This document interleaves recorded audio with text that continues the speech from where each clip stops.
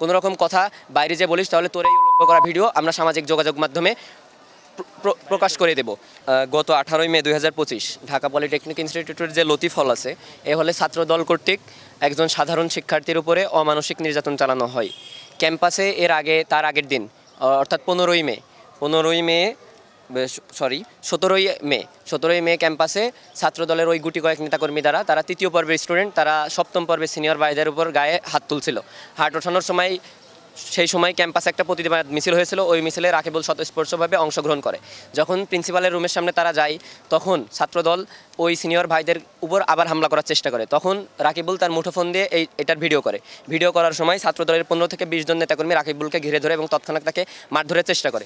তখন সিনিয়র কিছু ভাই এবং তার সহপাঠীরা এটার প্রতিবাদ জানালে ছাত্রদল রাকিবুলকে পরবর্তীতে দেখে নেওয়ার হুমকি দেয়।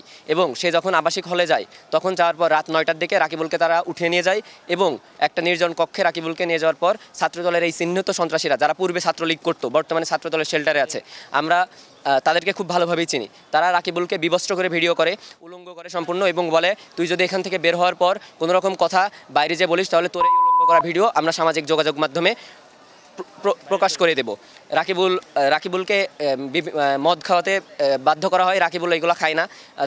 যেহেতু তারা রাকিবুলের সহপাঠী, কয়েকজন মানা করে যে রাকিবুলের উপরে এরকম করার দরকার নেই এবং এরকম নির্যাতন করার দরকার নেই, এবং তাকে ছুরি দিয়ে ভয় দেখানো হয়। বলা হয় পাশের রুম থেকে পিস্তল নিয়ে আসা হবে। রাকিবুলকে বলা হয় তোকে এখানে মেরে ফেলবো, কেউ এসে কিছু বলতে পারবে না।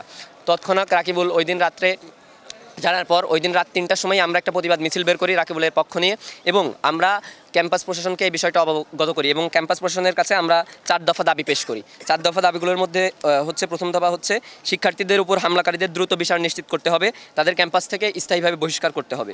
2, আবাসিক হলগুলো থেকে অছাত্রদের অপসারণ করে মেধাভিত্তিক নিয়মিত শিক্ষার্থীদের জন্য আবাসন নিশ্চিত করতে হবে। 3, ক্যাম্পাস ও আবাসিক হলগুলোতে শিক্ষার্থীদের নিরাপত্তা নিশ্চিতে সিসিটিভি ক্যামেরা স্থাপন ও পর্যাপ্ত লাইটিংয়ের মাধ্যমে শতভাগ মনিটরিং ব্যবস্থা চালু করতে হবে।